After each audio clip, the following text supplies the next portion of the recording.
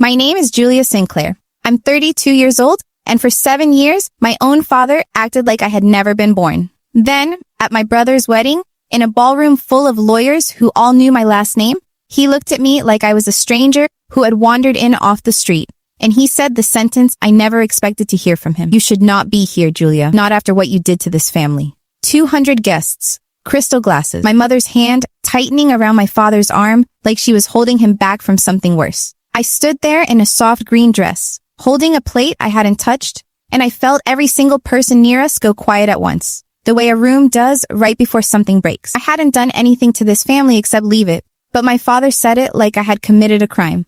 And for one terrible second, I actually believed him. What happened in the next 10 minutes changed the way every person in that room saw my father, my brother, and the family name they had spent 30 years protecting. But I am not going to tell you about that yet. Welcome to Secret Story Hub, where real women finally tell the stories their families hoped would stay quiet. If you have ever been made to feel like the outsider in your own family, stay with me till the end, because this one is for you. Drop a comment and subscribe before we go any further.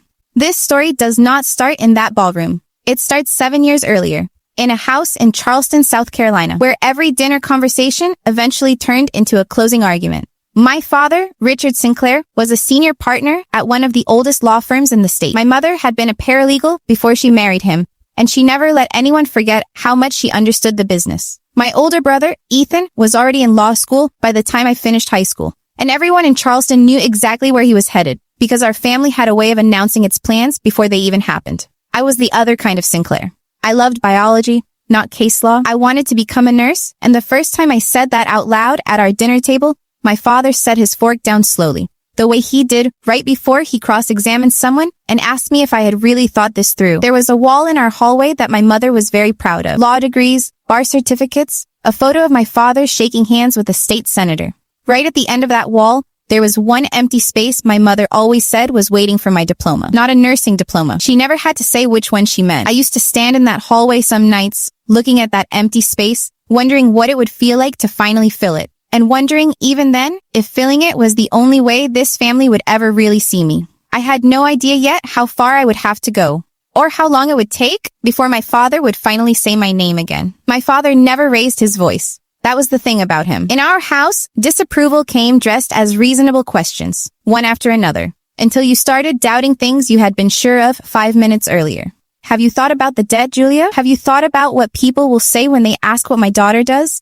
And I have to explain bedpans instead of the bar exam. He asked these things at dinner, calmly, while my mother rearranged food on her plate and said nothing. And my brother Ethan studied his water glass like it held the answer to something. The one person who never asked me those questions was my Aunt Teresa, my father's younger sister. The one relative who had never gone to law school and never apologized for it. She had been an ICU nurse for almost 20 years, and every time she visited, she found me first. The week I got accepted into the nursing program at the community college, nobody at that dinner table said congratulations. My father read the acceptance letter once, folded it back along its own crease, and set it down next to his plate like it was a document he intended to appeal. Later that night, Aunt Teresa found me on the back porch steps, the way she always seemed to know where I'd be. She sat down next to me without saying anything for a while, and then she took a small silver pin off her own collar, the kind ICU nurses wear after their first year on a unit, and pressed it into my hand. I earned that pin the hard way, she said. Nobody in that dining room could tell you what it took, and I want you to have it.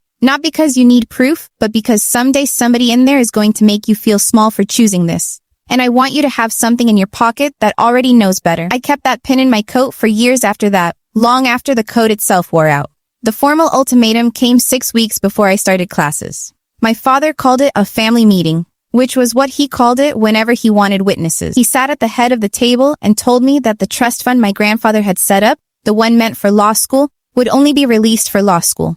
If I chose nursing, I would be choosing to fund it myself, and I would be choosing, in his words, to walk away from everything this family had built. I looked at my mother, hoping for one sentence in my direction. She looked at her hands. I looked at Ethan, he looked at our father, so I looked at my father instead, and I told him I had already registered for classes that morning, and that I would find a way to pay for it myself, one semester at a time if I had to. He nodded once, the way he nodded at the end of a losing argument in court, and he said the sentence that ended that chapter of my life without a single raised word. Then you have made your choice, Julia.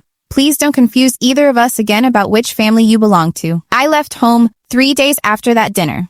Nobody threw my things onto the lawn the way it happens in movies. I packed 2 suitcases into my old Honda, and my mother stood in the doorway and told me to call when I landed somewhere, as if I were catching a flight instead of driving 11 miles across town to a rented room above a laundromat. That first year, I worked overnight at a pharmacy to pay for classes, studying anatomy charts on my breaks with a highlighter in one hand and cold coffee in the other.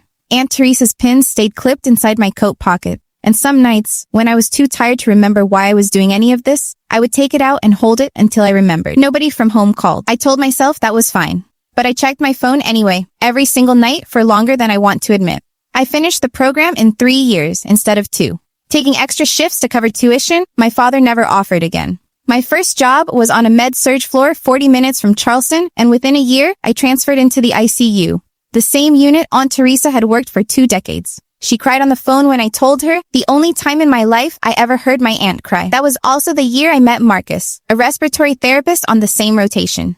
Our first real conversation was an argument over a ventilator setting that I won, fair and square, in front of 2 attending physicians. He asked me to dinner that same week, and I kept saying yes for the next 6 years. Marcus never asked me to explain my job the way my father used to. He asked because he actually wanted to know. He made Charleston feel like somewhere I could go back to, on my own terms if I ever wanted to. I built a life, a good one. A promotion to charge nurse. A small house with a porch that reminded me, on purpose, of Aunt Teresa's. A quiet wedding of our own, 3 years ago, that nobody from my father's side attended, because nobody from my father's side was told about it. 7 years passed that way, mostly in silence, except for Christmas cards my mother kept sending. Unsigned, with nothing written inside but her handwriting on the envelope. Then this spring, an invitation arrived. Cream paper, heavy stock, calligraphy I recognized immediately. The same stationer my parents used for every important occasion of my childhood. Ethan was getting married. My correct address, my married name spelled right, and one line beneath the ceremony details that made my hands go still on the kitchen counter. Family is asked to arrive by 4 o'clock for photographs. After 7 years of silence, that single word, family, was doing more work than my father probably intended. Marcus found me still standing there 20 minutes later, the invitation face up on the counter, and asked me the only question that mattered. Are you going to go? I didn't answer right away.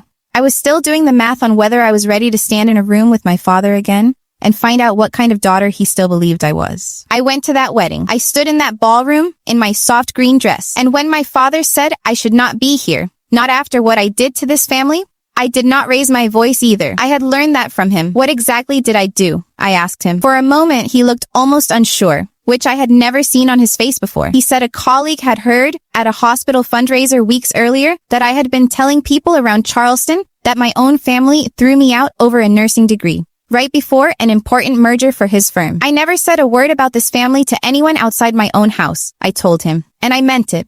That was when Ethan stepped forward, his face gone the color of the tablecloths. It wasn't her, he said. It was me. I told my fiancé everything months ago because I couldn't marry her while pretending I didn't have a sister. I'm sorry, Dad. I'm sorry, Julia. The room had gone quiet around us. My mother's hand finally let go of my father's arm. My father looked at Ethan, then at me, and for the first time in 7 years, I watched him do something I had never seen him do. He was wrong, and he knew it, and he had to stand there and let people watch him know it. I'm sorry, Julia, he said, quieter than I had ever heard him speak. I built an entire story about you out of one rumor, because it was easier than asking you myself. I didn't forgive him in that ballroom.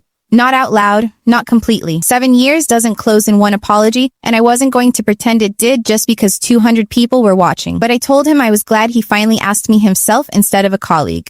Aunt Teresa found me an hour later by the dessert table and pressed her hand over mine, right where her old ICU pin still sat clipped inside my coat pocket, exactly where it had been for 7 years. You did that, she said. Not the pin. You. My father called me 3 weeks later on a Tuesday evening. No occasion attached to it at all. We talked for 20 minutes about nothing important. And at the end, he asked if Marcus and I might come to Sunday dinner sometime. I said we would. We are still rebuilding it slowly, one ordinary Tuesday at a time. And I have stopped needing it to happen any faster than that.